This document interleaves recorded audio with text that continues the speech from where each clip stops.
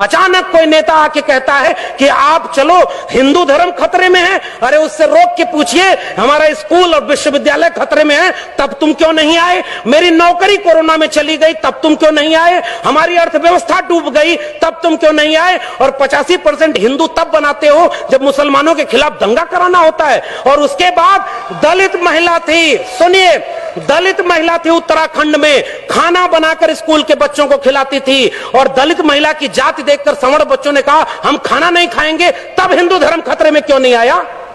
यह मेरा सवाल है। उस महिला की जाति देखते हो क्योंकि वो दलित है इसलिए हम खाएंगे नहीं?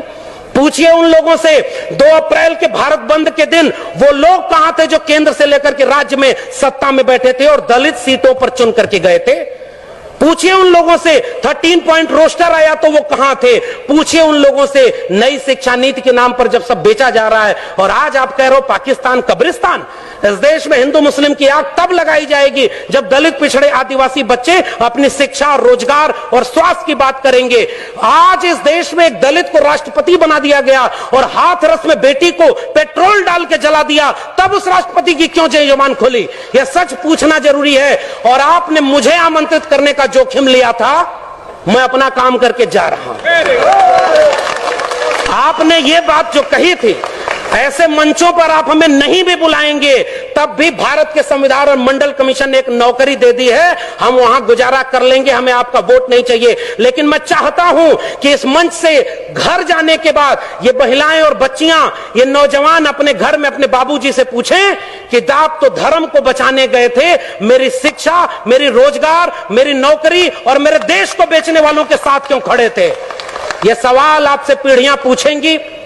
मैं जानता हूं कि मेरी बातों का कोई असर नहीं होगा, पता नहीं अगली बार आप बुलाएंगे भी कि नहीं बुलाएंगे। लेकिन मैं ये बात कह के जा रहा हूं, जंगल में आग लगी, चिड़िया पानी डाल रही थी और कुछ चिड़िया उस पेड़ से उड़ नहीं रही थी। कविता लिखी है कि आग लगी इस वृक्ष को, जलने लागे पात, उड़ते क्यों नहीं पक्षियों जब पंख तुम्हारे पास? उन पक्षियों का जवाब ध्यान से सुनिएगा, फल खाएं इस वृक्ष का, गंदे कीन्हे पात, धर्म हमारा यही है, जले इसी के साथ। आपके लोग आपको छोड़ करके जो चले गए अपनी सत्ता और कुर्सी के लिए, बाबा साहब के सबसे अच्छे वारिस, सबसे बड़े वारिस ने एक किताब लिखी है, उसको पढ़िएगा, चमचा युग।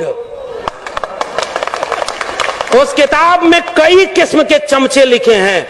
1932 में पूना पैक्ट, आज लोग कहते हैं गांधी बनाम गोडसे, गोडसे की मूर्ति और गोडसे के नाम पर इस देश में दंगा। बाबा साहब ने कहा, और यह बात हमें समझनी चाहिए, अपने पुरखों का केवल नाम लेके फोटो पर माला चढ़ा रहे हैं, नौजवानों की पीढ़ी को समझाइए, नहीं तो कल को आज रामायण देख रहा है टीवी पर, कल राम मंदिर बनवाने चला जाएगा, आपका घर लुट जाएगा, वहां आप खड़े हैं। तब डॉक्टर अंबेडकर रोए थे, पूना पैक्ट जब करके आए। गांधी को 3 गोलियां मारी थी उन लोगों ने जो आज शासन कर रहे हैं। वो हमसे कहते हैं हमारे पुरखे ने गांधी की जान बचाई है, उन्होंने 3-3 गोलियां गांधी के सीने में मारी है, हम वो लोग हैं। और आखिरी बात कह के जा रहा हूं, इस देश में बहस चला रही है गांधी बनाम गोडसे, आप गांधी के साथ हैं कि गोडसे के साथ हैं? मैं कहता हूं गांधी बनाम गोडसे में हम गांधी की हत्या करने वाले नहीं, गांधी का जीवन बचाने वाले डॉक्टर अंबेडकर के साथ हैं।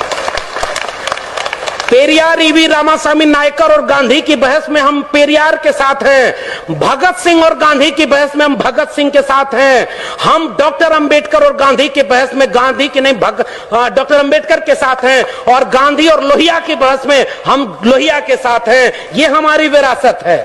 आने वाली पीढ़ियां हमसे पूछेंगी साहब कि जब देश लुट रहा था, आपके बच्चों का भविष्य बर्बाद किया जा रहा था, दंगाई बनाया जा रहा था, तब आप क्या कर रहे थे? वो जो चिड़िया जंगल में आग लगी थी ना, तो चोंच से पानी भर के उस आग पर डाल रही थी। एक कुर्सी से बिक करके हम चमचे हो गए। मान्यवर साहब की बात कर रहा हूं, अपनी बात तो कह भी नहीं रहा। मान्यवर साहब ने कहा कि कई किस्म के चमचे हैं, उसमें ओबीसी चमचों की भी बात की गई थी।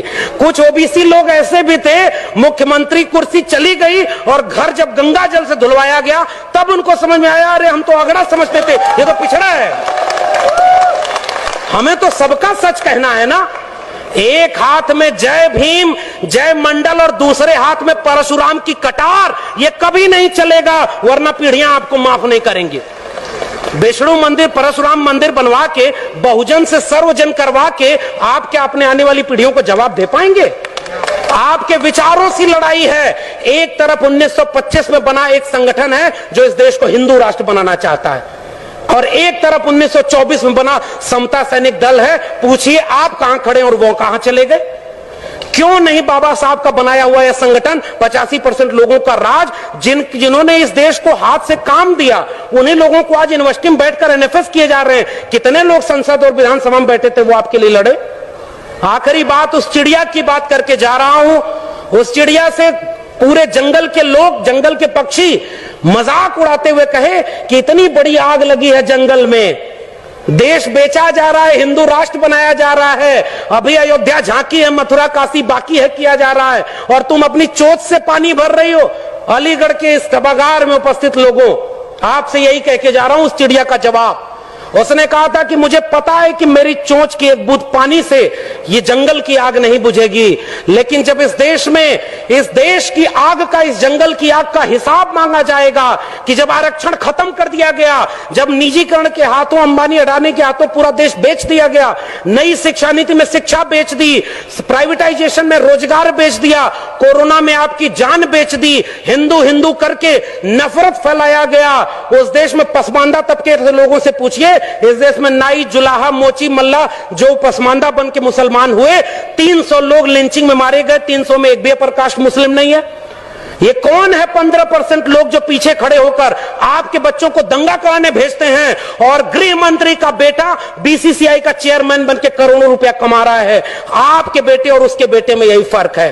तो वो चिड़िया, उसने यही बात कही थी कि मुझे पता है कि इस जंगल की आग से, मेरी चोंच के पानी से जंगल की आग नहीं बुझेगी, मगर इस आग का जब इतिहास लिखा जाएगा तो मेरा नाम आग लगाने वालों में नहीं, आग बुझाने वालों में शामिल होगा। जय भीम, जय मंडल, जय संविधान।